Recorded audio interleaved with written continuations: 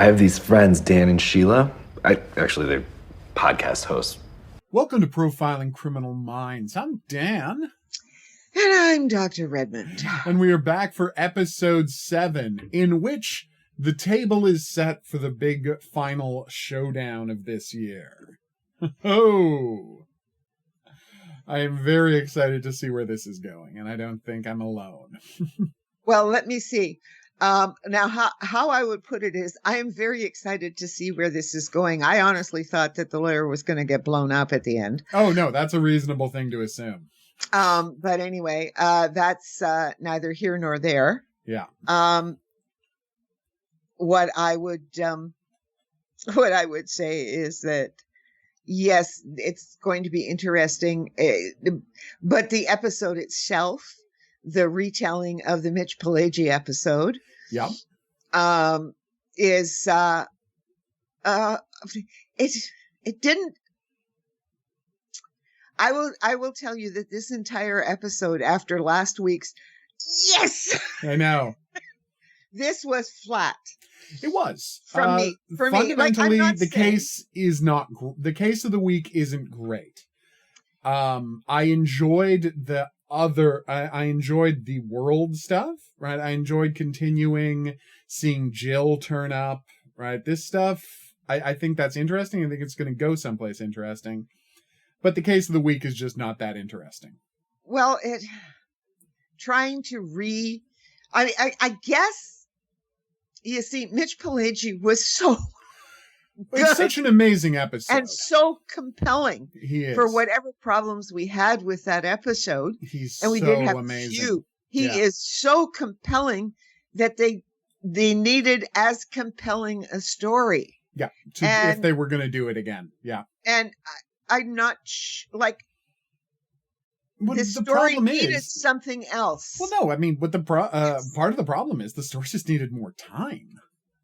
Yeah. Right? And the fact is, like, when you're doing a story about a guy who is breaking into people's houses, right, and dosing them with carbon monoxide and then strangling them, you don't actually need, right, that much time. But when you're dealing with a guy who has a couple of levels of delusion going on, and you have to compare, like, the life he thinks he's leading with the life he's actually leading, if you want it to land, you need to spend more time with that character. And, you know, the structure of this season means we couldn't spend that much time with that character. They would have had to, like, double the length of the episode. And yeah, we're getting 60-minute episodes now, but that's just not enough time. Like, not for this story. Not for this kind of story. This story was just so, I mean, here's what I thought as I was watching it. Yeah. Right? Please. Is that it should be breaking my heart. Yeah. This story. It is just terrible. But we don't even get the fact that the trigger is that he insisted his wife deliver the baby at home, and she died the last in 5 minutes. Yeah. And she died in childbirth, and then his whole world was, the baby died in childbirth, yep. Everybody died, and his whole world just shattered. Yeah.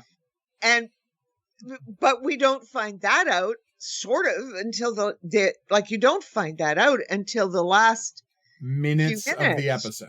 Yep. And it's not enough. No. It's not enough. It took them too long to get to what the problem was. Mm-hmm. He's trying to obliterate himself. These are all men that sort of look like this man. Well, what would cause somebody to do that? No, I needed more of, him going out and buying the milk for the baby. Yeah. I needed more of that kind of the guy thing. Trying the stress in his life as he's trying to keep his life up as it's all crumbling around him because his wife is not participating in the child rearing at all, which we only later find out why that is. Yeah, she's dead. Yeah, she's dead. No, but we need that. Yeah. Well, and I mean, I'm going to make a pitch here, and Yeah. you tell me if I'm crazy, and if I'm crazy, you can feel free to tell me I'm crazy. I think it's more effective if the baby's actually alive. That's what I thought. Okay, I'm glad we're on the same page here. Because when I thought I assumed the baby was and still alive. And she had died. I know. And just she had died, and and the baby was still alive, and he was taking care of the baby, and we should have seen him taking care of this baby and talking to his wife about why won't she participate? Why won't she be a mother to her child? Yes, and so, then you would have had the most horrific in an episode full of horrific imagery. Yeah. I mean, you get a horror movie of a sting of a melting skull hitting the wall of it. Yes. Complete with musical sting. But you would have had the most horrific moment in the entire episode of seeing a living baby in that dead woman's arms.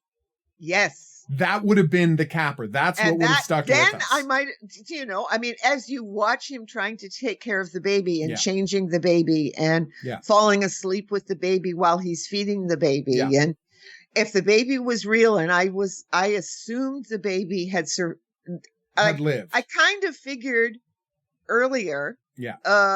Okay, they're redoing the Mitch Pileggi thing, but I did not think that the baby was dead. No. And they had died in childbirth, and I don't think that they wrote the IVF doctor well.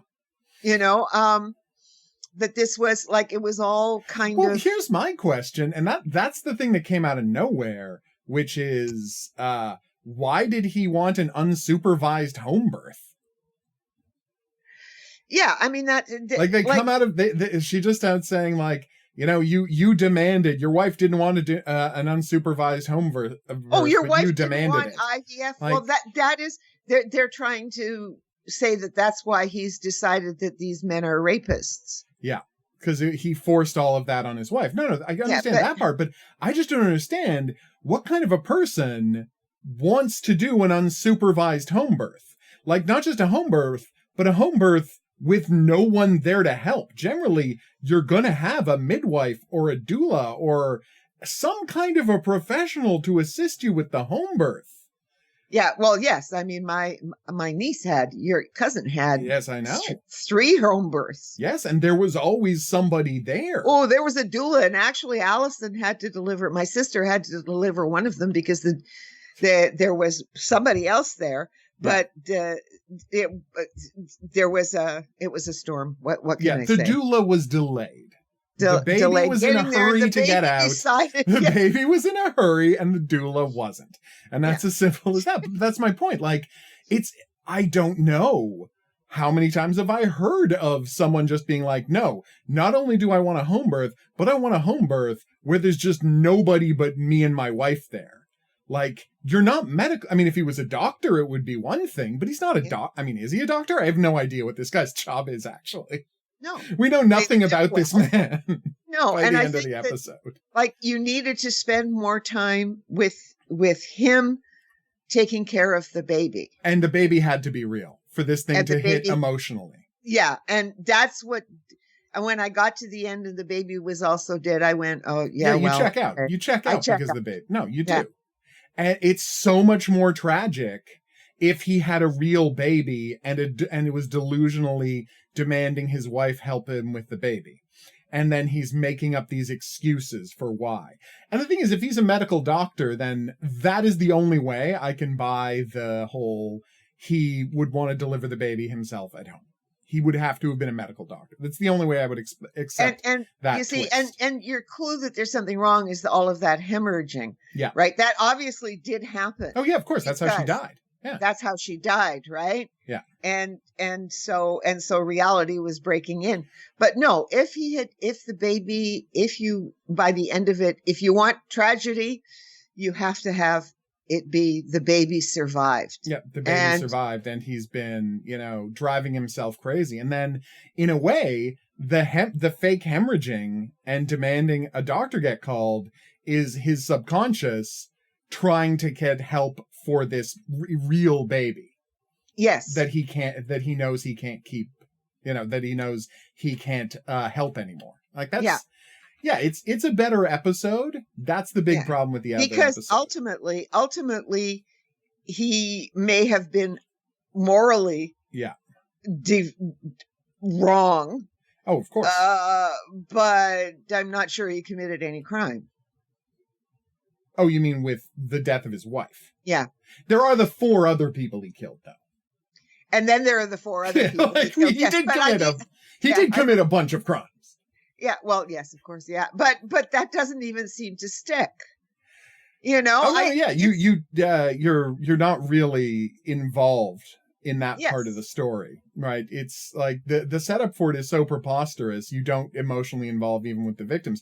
Also, because there's this big logical problem with the victims, which is, why are there 4 victims? Why isn't there just one victim?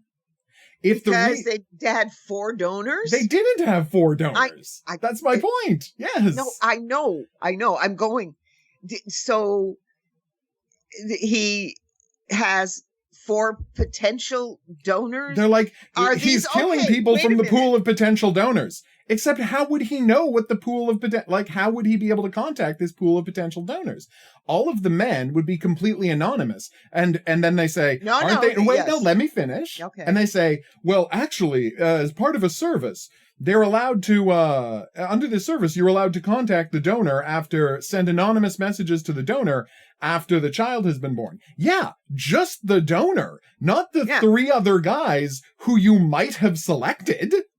Yeah. Like, why would you want to be in touch with the 3 other guys you might have selected? Well, no, but why would the donor clinic give you the addresses of the 3 other guys? Did not the IVF clinic know who the donor was? Of course they did. They're the ones who handled it. They must have known who the donor was. Unless this is a weird IVF clinic where they're giving them the sperm from 4 different donors, and they don't know which one took.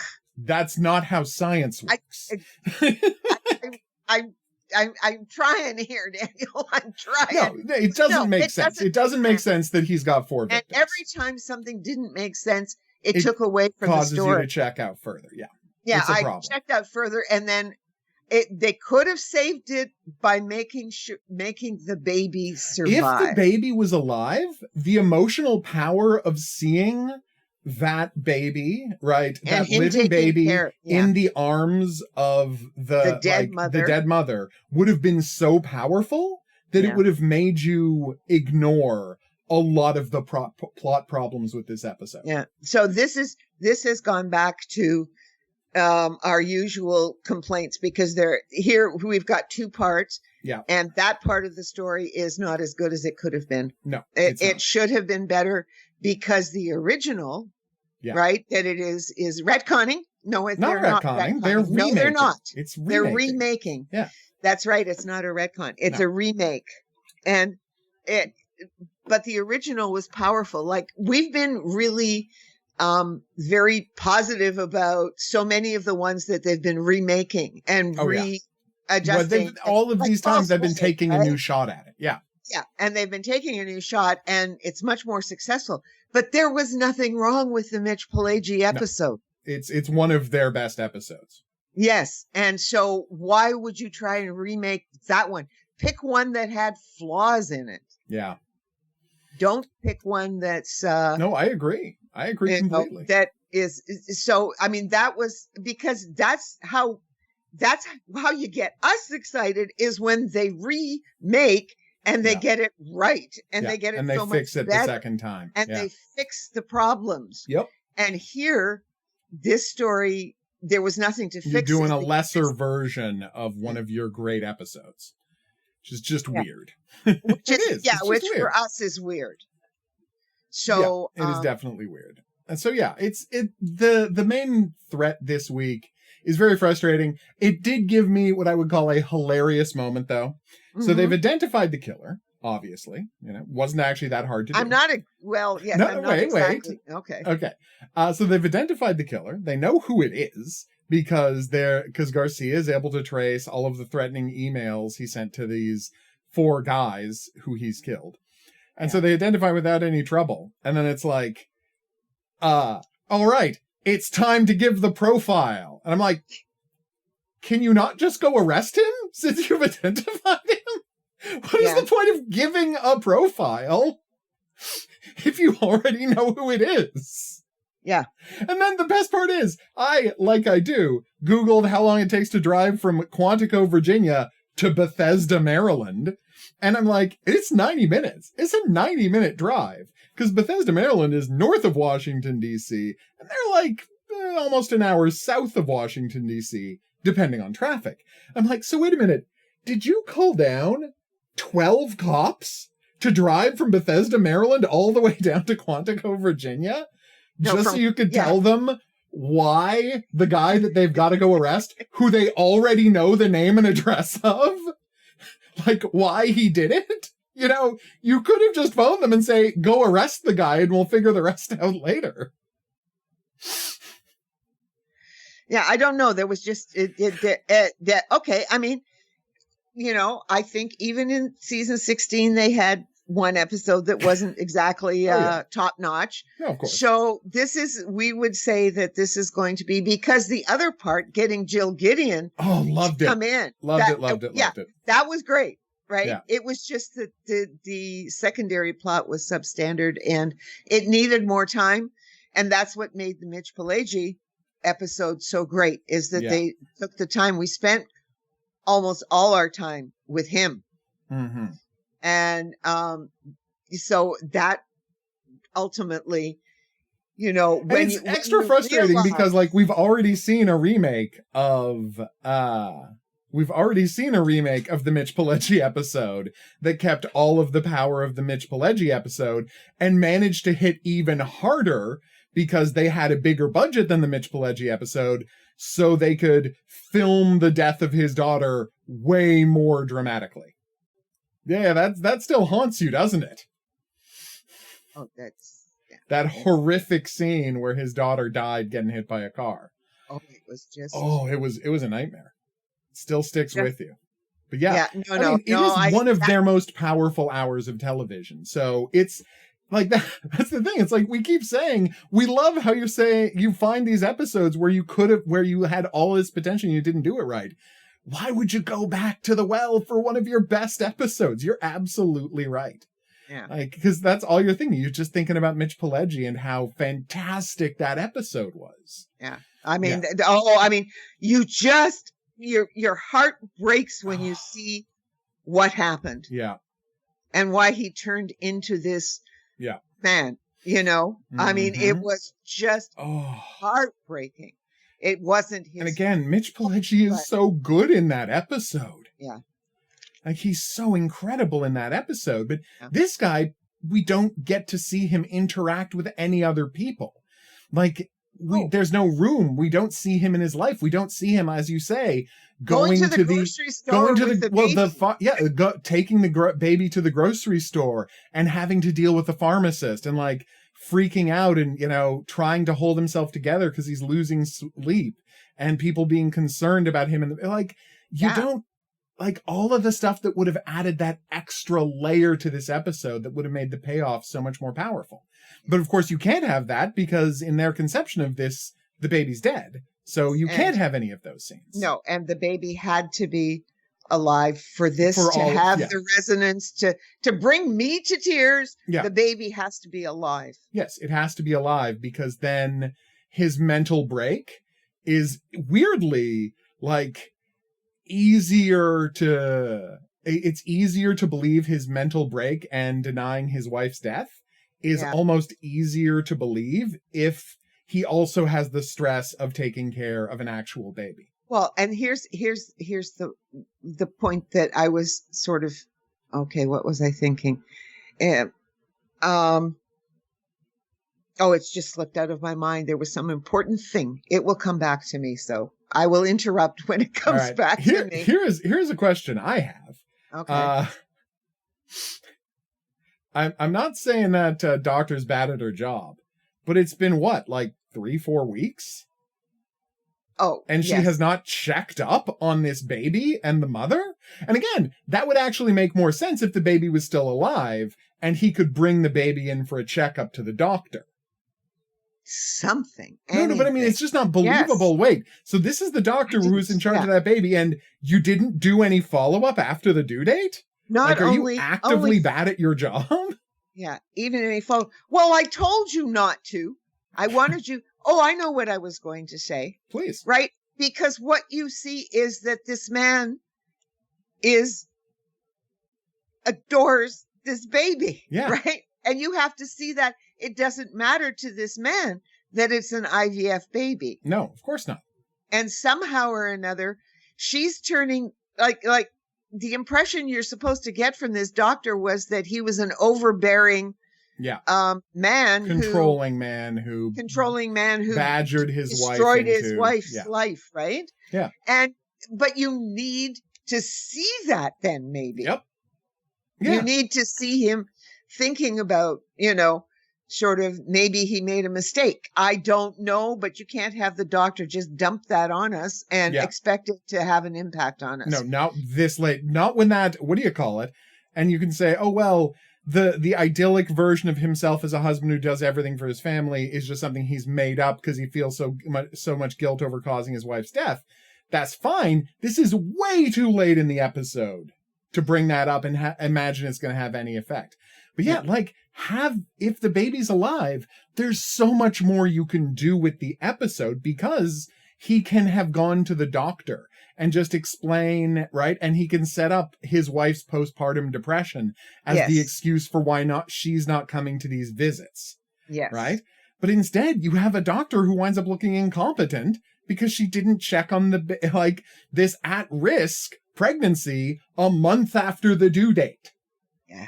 She didn't check up at all. And when the husband, or if she phoned and the husband was like, you can't talk to the wife or baby right now, she didn't follow up.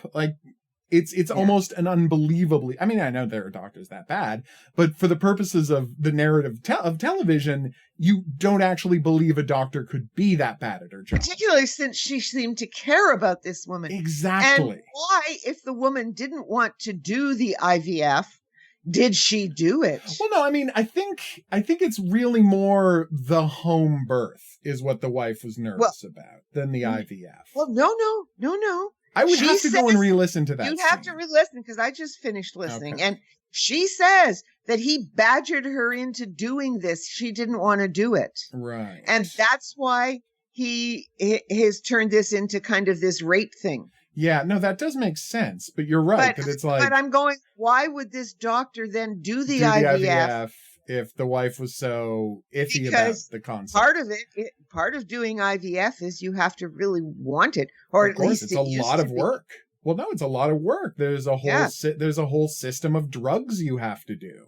Oh, it's terrible. It's not an easy thing to do. You have to try, and I mean, although it's possible that it's she was hesitant and then she came around on it, but the wife observed that the husband was the driving force is what they were trying to communicate. Not that it was involuntary, but rather that the husband very much badgered her into it. That doctor gives the impression that he badgered her into it. He badgered her into it. But that's what I'm saying. But even if somebody badgers you into it, you still agreed. And let's face it, she's a doctor in America. She wants to get paid. Yeah. There's no $80,000 check if you let the wife not go through with it. Yeah. Well, not only that. Well, what does he do for a living? I have no idea. Maybe it got mentioned once. Nobody check up on him from his work. Well, no, he's on parental leave. It's only been 3 weeks since the baby was born, so I think he's on parental leave. Oh, well, you're assuming that, yeah. Yeah, okay. no, I'm assuming. But that means that he worked for a really good company that I would say a great company if it's got parental leave in America, where it's not mandated by law to have any parental leave. Yeah, I mean, you can go on EI. Right? If you take parental leave, and it can be male or female. Oh, yeah. And you've got Canada a year. Has full parental leave benefits. And this has been 40 years in Canada. Oh, yeah. That you can actually split a year's paternity leave, particularly, if you worked for the government. But then there was EI.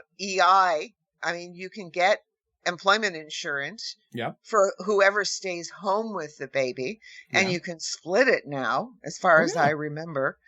What we're trying to say is Canada actually encourages people to have children, whereas in America, they try to financially destroy you if you're so arrogant as to want a child. Well, let me put it this way. Letty Pogrebin said a long time ago, wrote a book in the 80s called Do Americans Hate Their Children? And the answer is yes. Fundamentally, yes. That's what she said. That is the thesis of the book. Very controversial at the time. But history is very much on her side. History has proven her correct. Oh, very much so. Oh my God. It's a bleak thing to laugh about, but you have to laugh. Well, I tell you, never mind. Yeah, it's just, and you can tell that this distaste or whatever the lack of sympathy that I feel has overridden what is the good part of it. Like Emily being, as Felicity Huffman says, or as Jill Gideon says, you're even more manipulative than Gideon. I loved the show just embracing what a manipulative scumbag Emily can be. Mm-hmm. Like the show's really embracing it. Yeah. Well, I mean, she grew up in the diplomatic service. Oh, no, of course. 100%. She's a former professional spy and, let's face it, murderer. Of course she's good at manipulating people. That's her skill set. Yeah. Just because she likes to get high doesn't mean she's not a monster. Like, come on. And it's legal. And it's completely legal in Washington, D.C. She lives in Georgetown. It's fine. You know what? I'm just... Actually, I have no idea if it's legal in Virginia and Virginia or Maryland. So maybe she'd be fine wherever she lived. I have no idea. I have no idea, but it doesn't matter. In Colorado, it's legal. So, Oh, my God. Anyway, but this is what... So that it actually, for us... Yeah. The fact that part of it was the story of the week was subpar. Let's just call it subpar. Oh, takes away from sort of the power. I mean, it's going to be interesting to see David and Jill. Jill, so excited for that next year. Yes. And then next week. And so next year. Oh my God, I said next year. Wow. That's yes. No, next week. Honey. Next week. I know. All right. So yes, let's get into the B plot. So just quick check in. There is no. Let's get into the. Oh yeah, I guess it is the A plot. No, let's get into the C plot first. Voight checks in with his lawyer. I was trying to call that the B plot, but you're right. A plot is. B plot is the murder of the week. A plot is Jill. So you're right. I'm actually talking about the C plot, but I called it the B plot because it didn't occur to me. Is it bad that I thought of the murder of the week as the C plot, even though there's only 2 scenes with Voight? That's what we're here for, guys. That's what we're here for. It's kind of nice to get back to the old us. I know, right? We're a part of I hope our audience isn't too bored with us just loving this show all the time after, hundreds of episodes of us being complete bitches about every line everyone said. Yeah, we've been... and so you're getting a little taste of that with the B plot here. Yes. But anyway, go back and listen to us, The Voight stuff of him just trying to get his lawyer to sign off on his wife getting murdered. Oh my God. Such casual monstrousness. I loved it. Well, this is why we love Voight, is that he's such a casual monster. He's a total monster, but he's such a personable monster. Yeah. He's likable. He's personable. And the thing is, it's almost like there's it is all intellectual to him in a way. Right? He is just playing with pieces on a board. And at the same time, he has this drive that he can't control. And he has found this way, to kill. But he has found a way to externalize it to get other people to kill. Right? To get other people to do the killing for him. And now he's trying to implicate his lawyer as well. He's trying to pull everybody into this. Because if he can keep these murderers happening at a distance, that is that satisfies the need in him, right? And it's such an interesting character, consequently, because it's not something we see a lot or almost ever. And as he brings the phone in, all I could do is think of Silence of the Lambs. Oh no, that's an obvious reference, and it's not Silence of the Lambs. It's Manhunter. No, it's Manhunter. Manhunter, yes. Yeah, no. They're doing that wonderful reference to Manhunter with the phone with no buttons on it. Yes. I love it. Sorry, if you want to hear us talk about a thing we just absolutely love without reservation from beginning to end, go listen to our episode about Manhunter. A perfect a perfect movie. There is nothing I would change about Manhunter. I adore it. And if you want to, and it's actually instructive because you can see the exact same movie twice. Because you can go and watch Red Dragon and you're like, oh, that's what it would be like if Manhunter had been garbage. Yeah. You can make a bad movie out of the exact same book. Nice. Yes. Well, yeah, it's all about choices. It is. And I mean, it's All funny because when choices. Hannibal got there, like the characters went in such a completely different place. Yeah. Right? That you can have the same dialogue with completely different implications and results. But in Red Dragon, it's a one-to-one comparison. They're telling the same story about the same characters. They're just doing a bad job. Yeah. Oh, sorry. I love Manhunter so much. Well, no, I mean, it is, you look at William Peterson and you look at Brian Cox and you look at, what's his face? Our Anthony Hopkins and, God, who was it? Ed Norton. Yeah. Like, offering nothing by comparison. Well, no, I mean, Silence of the Lambs had still had it's a weird movie because it has its own kind of weird charm because with Jodie Foster in the mix, it turns it into something different. It does. Silence. But we're talking about Manhunter versus Red Dragon. Yes, and Red Dragon was we yeah, okay.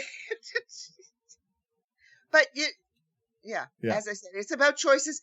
It's like The Exorcist when they made not The Exorcist, the the one. Probably do. I just need a little more from you. Well, of course you do. With She's gonna get there, people. I promise it. The Freudian guy. The Freudian guy. He was I mean, he was doing with the children and with the butterfly killer and. Oh yeah, but no, we're talking about Silence of the Lamb. Are you talking about Silence of the Lambs? No, Hannibal? I'm what not. are you talking about? No, I'm not talking about that. Just wait. You mean do you mean The Collector? Not The Collector. Well, it's not clear what you're talking about. No, I know about the guy who kills all of these homeless children and stuff like that then he puts them up and they have to go up to Maine and they find out that this kid had been you were talking about Angel of Darkness and The Alienist? Okay, thank you. All Alienist. You had to do was say 19th century New York and I would have had it. Okay, The Alienist. But anyone listening, it's clear that it was right that I'm confused here. I was not missing out. No. You have a right to be The Alienist. I kept thinking it was an E and it's an A. The Alienist versus Angel of Darkness. Oh, they did such a good job with The Alienist. And such a terrible job with Angel of Darkness was a disaster. Yeah, it really was. And that's actually a really good comparison. Because it's like, they had done such a good job with that first season and the second season. What were you guys thinking? You picked all the wrong stuff. Yeah, you picked all the wrong stuff. It is a question of adaptation of novels. God. And, now I'm just thinking about how good Angel of Darkness is. That's such a good book. Oh, the book. And she's such an amazing character. Yeah. Oh. And they just ruined it all in the movie. Sorry, the TV show. It's in the TV show. Yeah, I mean, it is amazing. Somehow that's or a great example. Right? And it is a good example comparing Red Dragon to Manhunter. Yeah. It's the same kind of thing. The same idea. Same people and stuff like that, and but to so massively get it wrong, I know it's whoever it has to do with adaptation, absolutely, and picking. Oh yeah, and I would say now we can say the choice between doing this and Mitch Pileggi. Well, no, I mean it's not exactly the same episode, but it's close enough. It's close enough that I think we're right to be able to say this. That's what I just said. I mean, it's not the exact same, but it's very dead close. And we're following. I mean, because that's exactly his murder both spree. of them. No, I know. I agree. I'm not disagreeing with you. I'm just saying it's not.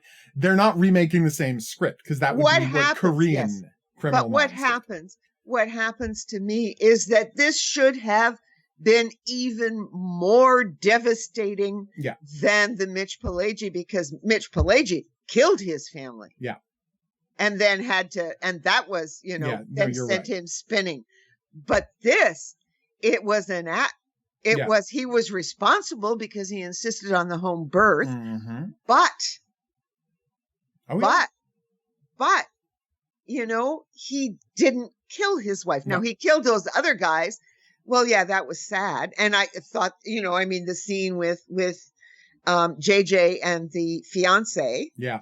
was fine, you know, Oh, yeah. like was a nice, it was, but somehow it just was missing it was missing the emotion. The Yeah, emotional that part we of got. it was gone. Mhm. And I would say that, you know, because this is episode 7, so we've got 8, 9, and 10. We've got 3 more left.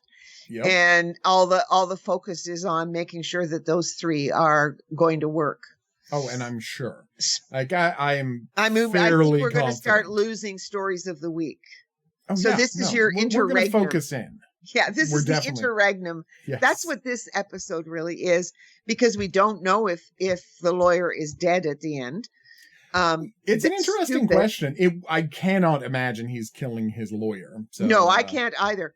And I think that it's probably, I mean, and of course Voight knows full well that his lawyer's going to open it up. And because there's something in there that's going to allow the lawyer to kill his wife. Oh, yeah. But I think there's whatever was in there. It's something, and this is what they're pitching to us, and we'll see how it plays out. But it's like that just seeing it has implicated the lawyer. Yes. And he's like, he tells him not to open it, thereby guaranteeing that he will. And just by having opened it, this man has moved himself in a world where now he is ethically compromised and maybe going to kill his own wife or have someone kill his wife. We'll see. Yeah, well, I mean, it is kind of fascinating. Oh, yeah. Right. That, you know, I mean, Voight is so manipulative, but that it'll fit into the main story somehow or another, because they will make it fit into the main story. But but that's the C plot, and it's because it's so little. Now let's get to A plot. Oh, Emily, love it. So how great that moment is where she gets forbidden to go and talk to Jill, and is like, "Huh, okay, forbidden." Forbidden? That's cute that you think you're in charge. Because she doesn't hesitate for a second. She doesn't question, like, whether she should do this or not. She's already decided, and whether Dave knew it or not, she's just telling him. She's, it looks like she's asking him, but she's actually just telling him. Yeah. And that's what I loved about that scene, because she walks out, and she looks at Tyler, and we don't find out what she saw when she looked at Tyler. Yeah. But what I love, right, is what I love is her manipulation of Tyler. Yeah. Right? Of her just going out of her way to point out that, no, I can play with your head if I want to. Because she specifically asks for him in a way that's designed to make him think she wants him for something shady. Yeah. Right? And then she's like, how could you? And then she, in the car, is like, how could you possibly think I wanted you for something shady? I want you because you're, such a good conversationalist. She's playing with his head. And you're non-threatening. And you're non-threat. I know. It's like just trying to destroy his ego. I loved it. Well, and she does want him for something. Well, of course shady, she wants him for but something. it's not his usual His form of shadiness. In fact, he has nothing to do with any of it. Nope. And that thing was funny, where Jill hilarious. is and you're like, wait a minute, why does she want him there? Because she left him out in the car. And of course, that's because that's supposed to be the punchline. Yeah. She gets thrown out, and when she gets thrown out, she'll have, her plan B. And so she told, just the idea that she told Tyler to, once I'm inside, get out of the car and just stand in front of the door. Because at some point she's going to open the door, and I need you to be standing there when she opens the door to let me out. That is such a nice, again, Emily, great at manipulating people. Yes, but she also notices in Tyler the same thing that Jill immediately noticed. Of course. If you kind of look at it straightforward, you give him a shave. If you give him a shave, a couple years younger. Yeah, and what she did was put a piece of paper over different to parts notice of the his different face parts that of his didn't face look, individually. Yeah. that doesn't look like. And then suddenly, percent. oh, okay. I see it. Yeah, it's a nice move. It's a really nice move. Oh yes, they thought that one through. This part of it was very, very good. Yeah. You know, and then her coming back in, and then she's going into Rossi's office. Now, before that though, yes. I there is something I have to call out. Okay. All right, it's not a big deal. This episode, not a big deal. I can't stress enough how good the scene with her and Emily is. It's a really good scene. They're very good together. I can't wait to see more of Jill. Like, it's a really interesting character. It's a bit of the past, but there are a couple of things I want to talk to, which is A, they really should be more concerned about how somebody got their file. Because last week I'm like, someone must have asked them to do it, right? And they're like, well, we'll just have to check out who gone into your files over the past couple of years. But I'm like, but the thing is, it's not just who went out. How do I put this? It's not just who checked out your files. So I assumed last week, and I think not without cause, that someone had to commission this intellectual endeavor. And now we're told that no, they did it all themselves. To which I respond, well, then not only how did someone check it out, how did someone know that it existed to be checked out? Yes, there's only three. If there's only three of you people on Earth who knew it, and one of you didn't do it, and the other one's dead, like, maybe Jill next week. This is my point. Like, did Jill tell somebody? My immediate thought. Like, is Jill the real villain this year? Like, all of this time, have they been like pulling over the wolves over our eyes, and Jill is the real villain? Because here's the thing. She cut off all contact with the unit in 1999. Yep. And everything that happened at the school obviously happened in the early 2010s based on the character's age. Yep. Like, based on the character's ages, it's 10 years later that the school stuff starts. And we're pretty sure Gideon wouldn't have consulted on that. But what's Jill been up to all this time? And Rossi didn't. We know David didn't. We're pretty sure Gideon wouldn't have, given how he, ran out on the whole concept. So, like, are they saying that Jill is the one who set up this school? Well, that was my first thought. Oh, she doesn't want anything to do with the BAU. And then and then they're trying to having her walk in. Do you know what my first thought was? What? And I know they're not going to go this way, because obviously they're not going to go this way. Do you remember? So I'm going to go into something now. And the point is, Dr. Redmond and I are big fans of the show Spooks. We love Spooks. Yes. Okay. We always or have. MI5. We love Spooks. MI5 is what Americans know it as, but we watched the hour-long versions, which was the show Spooks. Yeah. Because they cut 15 minutes out of every episode, rendering them incoherent in America. So that's why I differentiate that we didn't watch MI5, we watched Spooks because it was a coherent show. But anyway, when they're doing was it Sugar Horse? And they go back, right, to because it's the plan they have to develop a drug to do targeted viruses and like this horrible doomsday thing, right? And they go back and they find the old archivist who worked there as the only person who would know about it. Spoiler alert, she was in on the murders the whole time, and she kills one of the cast members. Oh, yes. I'm not saying they're doing that with Jill. But it's like the minute she walks into the office, I'm like, oh, is this that season of Spooks where they just invited the wolf into the hen house? The wolf into the hen house, yeah. And it's like that. Only so many people knew about this. Well, this is exactly what I thought. See, this is what I thought when they bring up Jill. Yeah. Okay, I thought, oh, really? So, and when I found out, well, there was one thing about Jill, because it's not clear that she was Gideon's wife when they first bring her up. Yeah. Jill, because when David Rossi is mentions her. Yeah. Yeah. First mentions her, and no, this was too hard. And Prentice is going, yeah, Jill was there at the beginning too. And we kept her out of this blah, blah, blah, blah, blah. Right. Mm-hmm. And I'm going, oh God. So is she the one who develop this school based on the work they'd done, and, especially when you find out that that was her expertise.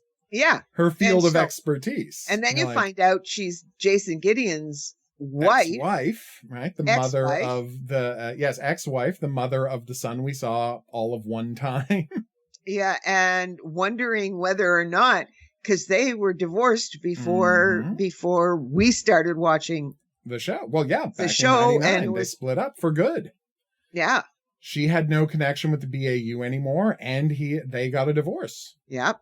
So what happened there, guys? I already thought about that, right at the beginning, and I'm going, because they're not bringing in, because I initially thought they were going to bring in the Anne Burgess character. Which maybe that's kind of the role she's serving. Well, yeah, boy, Anne Burgess had better sue them for defamation of character. Oh my God. I'll tell you.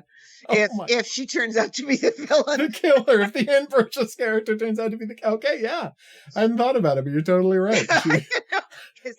She might have very good reason to be offended if it turns out. We don't know that she's going to be the killer, everybody. Obviously, that's just, well, not the killer, but, the person who got all of this going. We have no information. We don't know that that's where they're going. And Anne Burgess was completely separate. She had her own practice and she lived in Boston. Yeah, and she can just consult. She had a husband and stuff. But I mean, the very fact that she just consulted in building is why Jill does seem like an Anne Burgess type. Yeah. Because she wasn't an FBI agent. She didn't sit there in the office every day with them doing this. She just consulted on the concepts they were working on. And that's why she fits into the Anne Burgess role. And you're right. If she turns out to have been responsible for this monstrous systemization of child abuse, then okay. Yeah, she's definitely going to have a right to complain. If they say that about her character. I'm sure she wouldn't, but she would have the right to. Anne Burgess seems like she's okay with this kind of, like, she's very much checked out of the media around the work she did, That is the sense I have gotten from reading her stuff. But anyway, the point we're getting at is we're looking at you very suspiciously, Jill Gideon. Everybody may love you. Everybody may love you. And actually, that is something I would like to, and I mean, this is a question of, are we too big nerds about this show? Because I'm going to ask you a question. Mm-hmm. Should she know who Spencer Reid is?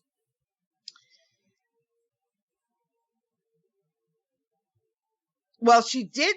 She may have kept in contact with Gideon.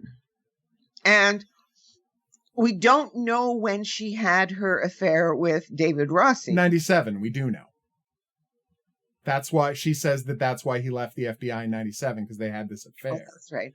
Yes, and that's and broke up Gideon's marriage. And that's my point. That's why David Rossi didn't know, because David Rossi didn't know who Spencer Reid was until he got there. Mm-hmm.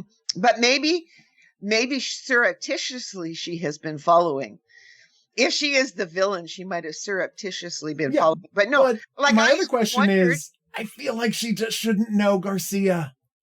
Well, we don't know. Garcia was around before the show started. Well, of course she was, but we're talking about 5 years between her leaving the BAU and the show starting. And she wanted nothing to do with the BAU. This is my point. Obviously, she knows Hotch. I could even believe she knows JJ. Yeah. I feel like she shouldn't know Garcia or Spencer Reid. She knows Derek, Hotch, JJ. Yep, all that makes perfect sense. But I feel like she shouldn't know Spencer Reid or Penelope Garcia. Yeah, because Penelope was working in another area. Well, no, she was the Black Queen. Yeah. Like, she was the Black Queen. And my question is, if we go back to the Black Queen, can we find the absolute year she was recruited? And I think we're gonna check that. And in the show notes, I'm gonna check that the week. So in the show notes for this episode, if you look at them on Podbean, you're already gonna know whether we were right or wrong about this. Because if it turns out she was recruited in 1998, well, no problem. I was wrong. It makes sense that she knows Penelope Garcia, but she shouldn't know Spencer Reid. No, she shouldn't. No, she shouldn't have any idea who Spencer Reid is. Because I don't believe Jason Gideon was in contact with his ex-wife basically at all. And he certainly wasn't doing shop talk after he quit the FBI with her. No, and he quit and he didn't even have contact with his son. No, he didn't talk to his son. He sure as hell didn't talk to Spencer Reed, his replacement son, you know? Yeah. Like, something went bad. And I mean, we never got any details because, you know, the character got killed, but it's like something went bad around, you know, him and his divorce from his wife, which we had to do with her affair with David Rossi. You know, no shock there. Which is why Gideon and Rossi didn't speak either. Right? And then, like, so he didn't talk to his son for those years. And then he went and he tracked down and he recruited a replacement son for himself. And then he friggin' abandoned his son, his replacement son, too. Jason Gideon was a dude with problems. Yes. He was really a dude with problems. And it's part of why it's fascinating the way his shadow is looming over this season. Yep. Right? And it's just, how great was it to have people talking about Jason Gideon's love of, I mean, I'll use a more negative word than they do, histrionics. Oh, that's the word I was going to use. Okay, good. Like, yeah, no, Jason Gideon needs to be called out for that. He was they very much leaned into the theater actor roots of Mandy Patinkin, because that man went big all the time in a way that, like, David Rossi never goes big the way Jason Gideon went big.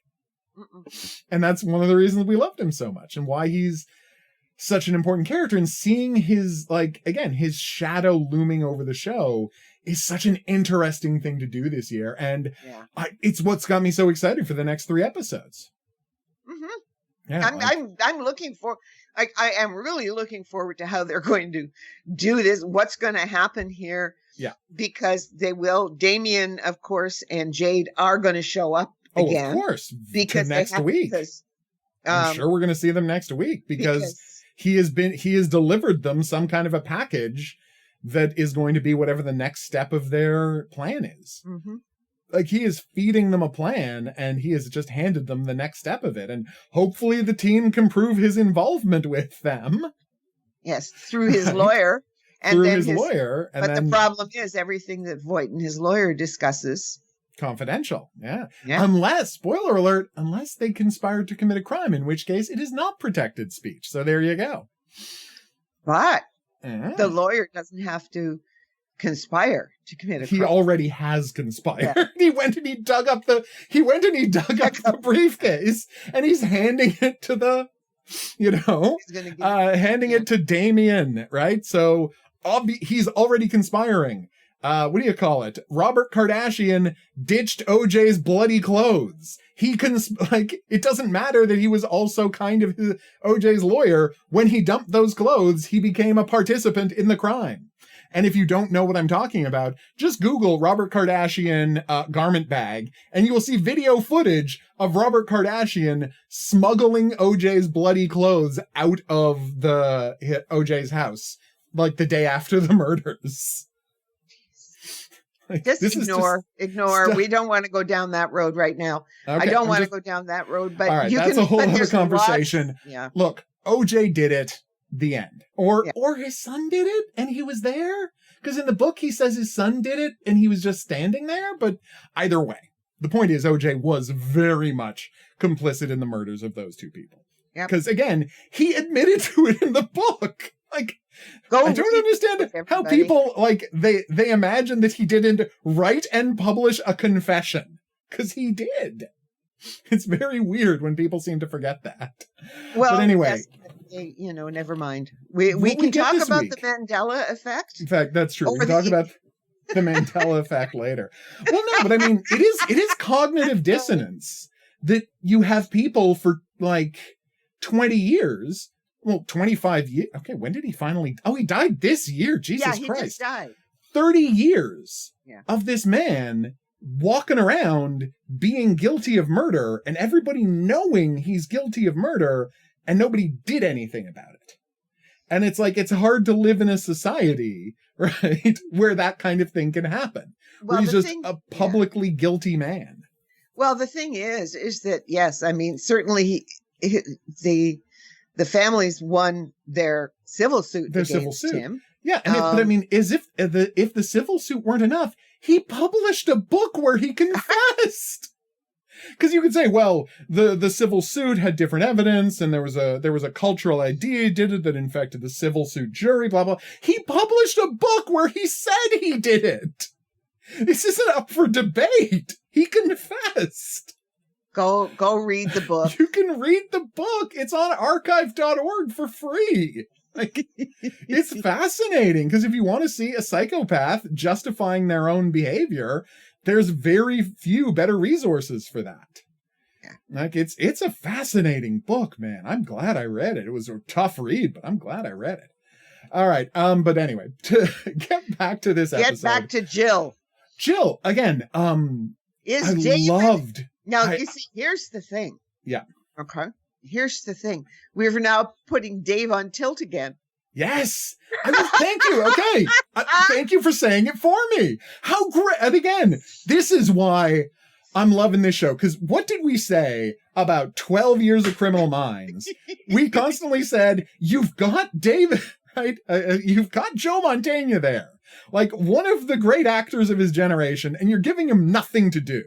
And then every now and then he would get something too, and we'd be, wow. Yeah. And it's like, these 2 seasons of television, they fully realize what they have in Joe Mantegna. And like, all you need is this close-up on his face at the end of the episode.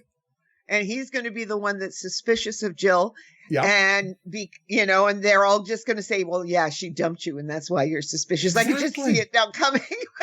Well, no, but what I love about like, if she is evil, we don't know she's evil, maybe she's not evil, but it's like, to frame it as she dumped him, and she dumped him to immediately make Emily question anything Dave might say about her. Like, if that's where they're going with the character, if that's not where they're going with the character, funny line. If that's where they're going with the character, brilliant foreshadowing. Yep. So, like, they have a chance to, I mean, if she's not evil, I love that we're already sure she's evil. If she's not evil, I'm interested to see where that goes. If she is evil, they're setting it up incredibly well.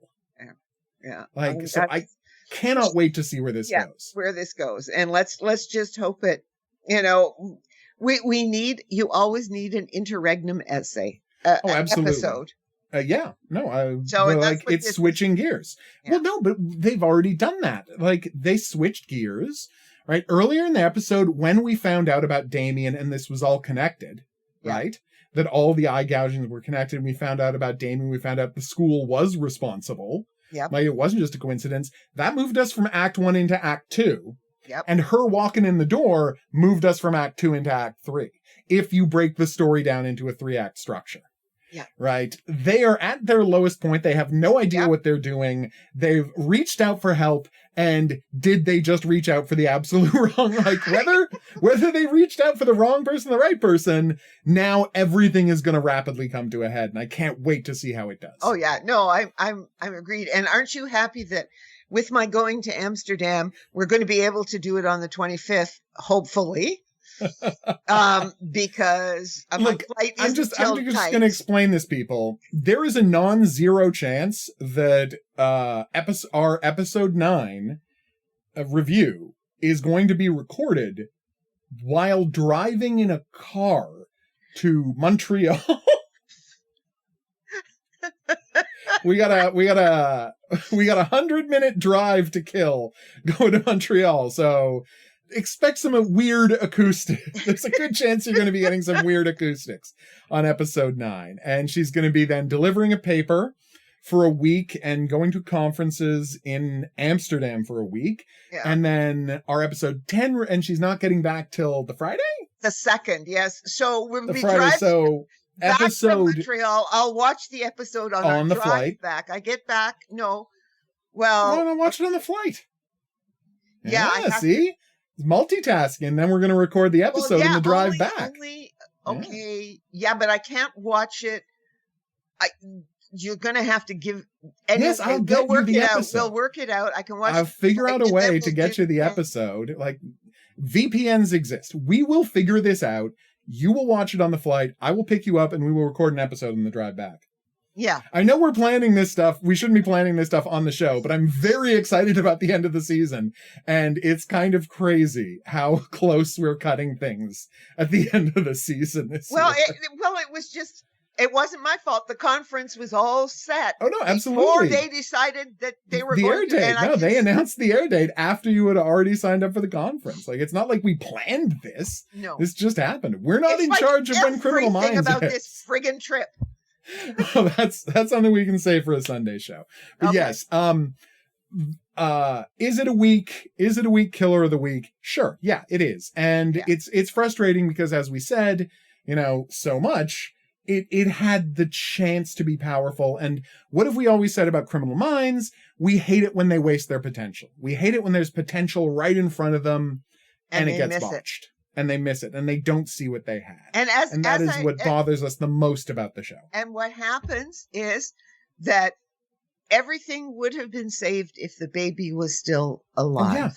Yeah. No, that would have been so much smarter. And then, how many times in the first 15 seasons did we say they missed their chance? So many, over and over and over again. It's basically our catchphrase. Why Riding the Lightning is still my favorite, because they didn't miss their chance. It's and exactly the episode. Every time I watch Riding the Lightning to this day. Yeah. I mean, you even cried at Korean Riding the Lightning. Oh, yeah. Yeah. Because that's how powerful that episode is. Yep. You convinced me to change my mind about it. That's how much you love that episode. Yeah. So it's like when they don't miss their shot, it's fantastic television. And here they missed their shot. Like they just did. The baby needed to be alive. The baby needed to be alive for this to work. And again, you missed an iconic image of a living baby wrapped up in a corpse's arms. Yeah. Do you not see that would have been an iconic image that would have haunted people for huge amounts of time afterwards? You left that on the table. Yeah, I know. I know you left it on the table. And it wouldn't have hurt the baby. The baby would have been fine because it's a fake dead corpse, Well, no, it's a woman in makeup. Yes, it's fine. But you know what I mean. Baby would have been fine. It wouldn't have traumatized that baby at all. Nope. It's a very cute baby you had, so you should have just let that baby be a bigger part of the episode. Just looking up at his dad and sucking on the milk, and it was such a good. And the thing of how much more powerful that is, if it's like a real baby, if the baby's still alive, and it literally, because it's a baby, it has no idea the trauma that it's been the cause of. Nope. None at all. Oh, it's only a few weeks old. This is my point. And then you could have had that shot at the end with him going into the car saying, "Tell my wife that I love her and the baby is hungry," as the baby is in JJ's arms. Yeah. Oh, can you imagine what that shot would have been like? What that would have done to us, the audience? Yeah, I can imagine. It would have just... It would have shattered us. Yeah. And the episode, and it just did it. They missed their shot. It happens. All right, so that was episode 7. We may not have liked the main plot, but oh my God, is the table set for this to get... We may not have liked the B plot, the killer of the week. Yeah. But oh my God, is the table set for this to get incredibly interesting. Yeah. Yeah. Can't wait to see it next week. It's going to be amazing. All right. So if you have any questions, if you have any comments, if there's any profiling related fiction you'd like us to check out, please drop us a line at profilingcriminalminds@gmail.com. We would love to hear from you. If you are listening on an app or podcatcher, please rate, review, and subscribe to the show. That's how people find out about new episodes. It's the only way to make recommendations happen. I'm not in charge of the algorithm. So, in addition to that, we're going to be back next week, and it's going to be amazing. That's right. It's going to be amazing. I've already predicted it. Okay. Thank you for listening. We'll see you then. But until then, I'll say that's right. Au revoir. And have a good week.